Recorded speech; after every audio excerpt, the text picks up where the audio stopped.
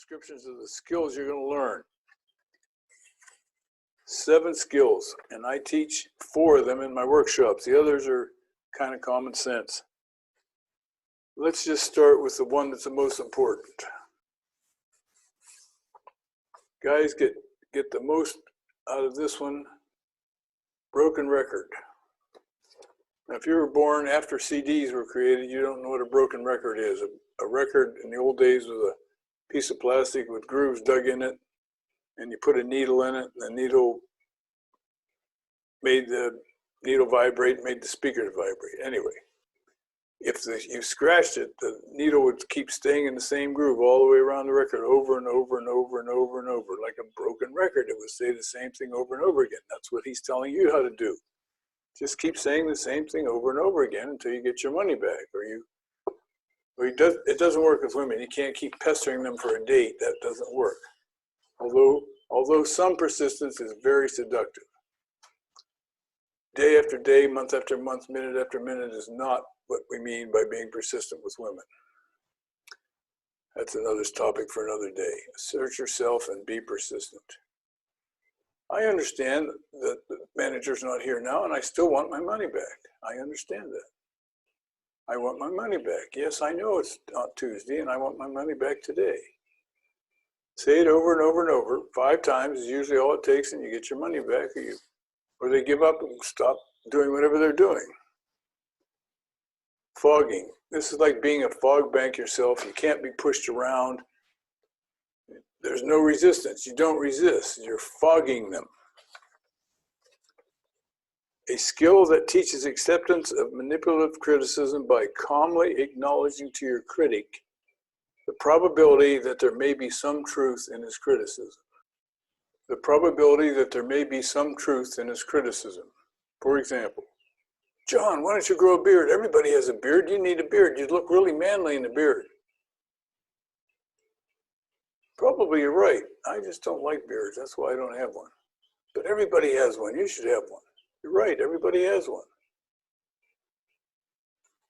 Just agree with whatever you can and shine the rest. You know, that shirt's a little faded. You should wear a new, brighter colored shirt when you're on television. You're right. That is getting a little faded. And probably a good idea to wear a brighter colored shirt. You're right. Okay, now it stops. You're not resisting. It's the end of it. Negative assertion. I got to read this one.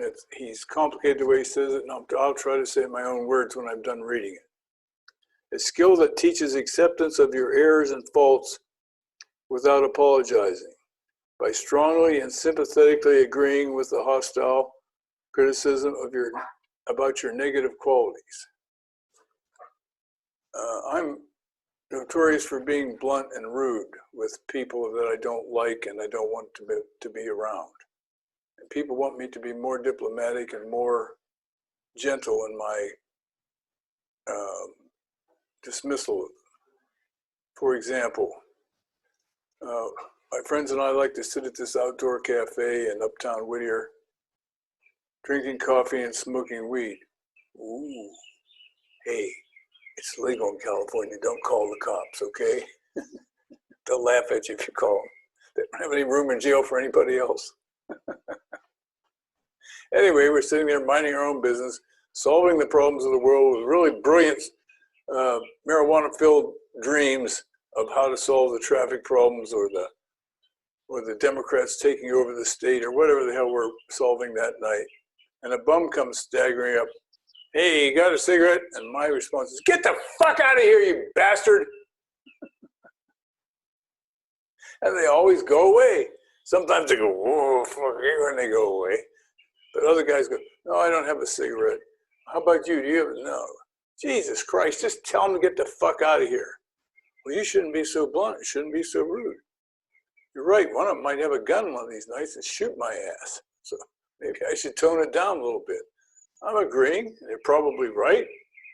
But I hate stupid people and I hate bums. Ick. They have tuberculosis. It's incurable. They have all kinds of shit in California that I don't want anything to do with. So I'm blunt and rude. Go away. Get the fuck out of here. They understand that. I'm negatively agreeing that my critics are probably right. I could tone it down. They're right. Here's one that the guys seem to have trouble knowing when to apply it. It's called negative inquiry. Let me read it and then I'll give you a good example.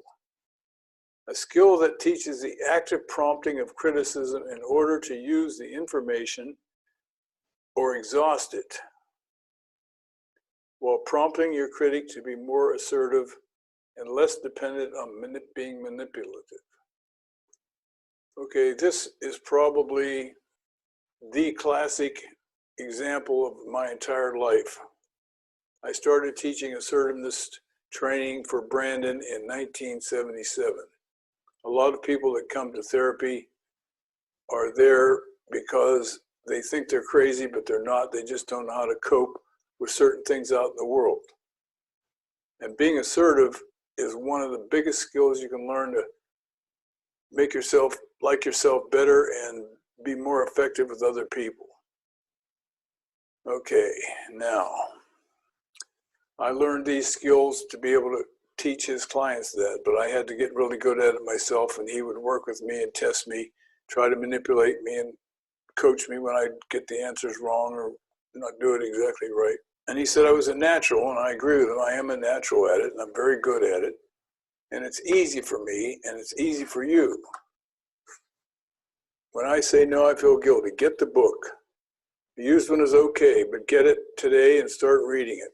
Inside, it's going to be a little geeky because it's written by a PhD, and he likes to footnote everything and tell you the experiments and all that he did to get to this conclusion.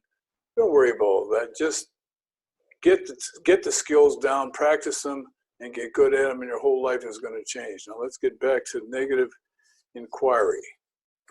That means I'm going to inquire about something negative about me. Okay, so Doris and I are third or fourth roll in the hay. We're sitting on the front porch, nice summer night, drinking beer and smoking weed. And out of the clear blue sky, she says, "Have you ever been in prison?" No, I didn't laugh. I just was kind of shocked and went, "Gee, no, I've never been in prison." Beat, beat, beat. Is there something about me that makes you think I should have been in prison? I want to know, is there something about me that would make you ask that question? And the only way I'm going to find out is ask her. Most guys go, hell no, I haven't been in prison. What the fuck kind of rude question is that? That doesn't find out what you need to know. Maybe there is something about you that makes women think you've been in prison, okay? And her answer was, oh, I just wanted to know because Jimmy, he's my boyfriend, he went to jail for 6 years for stealing from my dad. I said, oh, that's too bad. And I waited a couple of weeks and I said, when is Jimmy getting out of prison? As casually as I could. She said, oh, he won't be out for 4 more years. I said, okay.